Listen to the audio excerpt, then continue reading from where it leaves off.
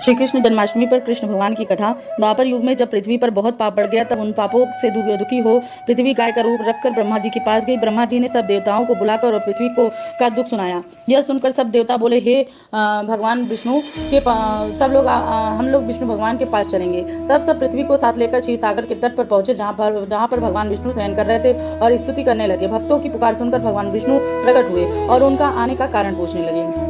तब पृथ्वी बोली, भगवान मेरे ऊपर बहुत पापाचार हो रहा है, उसका निवारण कीजिए। तब भगवान विष्णु बोले, मैं ब्रजमंडल में वसुदेव नामक जो गोप हैं, उनकी भार्या देवकी जो कंस की बहन है, उनके गर्भ से जन्म लूंगा।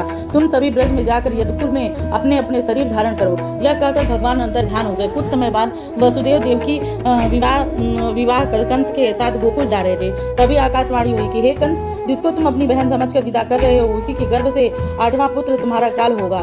कंस ने जब यह सुना तो वह देवकी को मारने लगा।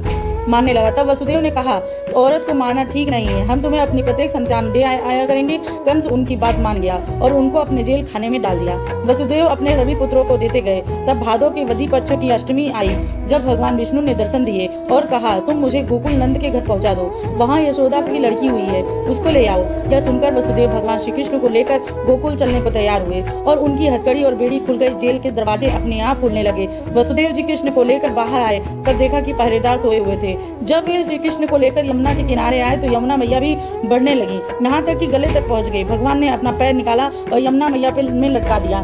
श्री कृष्ण भगवान के चरण छूते ही यमुना मैया एकदम से उतर गई।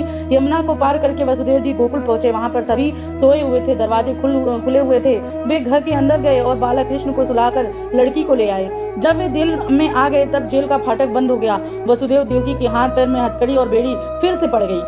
पहरेदार जाग गए और लड़की भी रोने लगी। लड़की का रोना सुनकर पहरेदार कंस के पास गए और बालक होने की खबर सुनाई। समाचार सुनकर कंस आया और लड़की को उठाकर पत्थर पर जैसे ही पटकने लगा कि वह लड़की उसके हाथ से छूटकर आकाश में उड़ गई और देवी का रूप रखकर बोली, अरे कंस, तुझे मारने वाला तो ब्रज में कहीं पैदा हो चुका है, तू मुझे क्या मारता है। इन्हीं भगवान श्री कृष्ण ने बड़े होकर पापी कंस आदि राक्षसों का मारकर पृथ्वी का भार दूर किया। बोल श्री कृष्ण भगवान की जय। बोल श्री राधा रानी की जय। जय जय श्री राधे, जय जय श्री कृष्ण।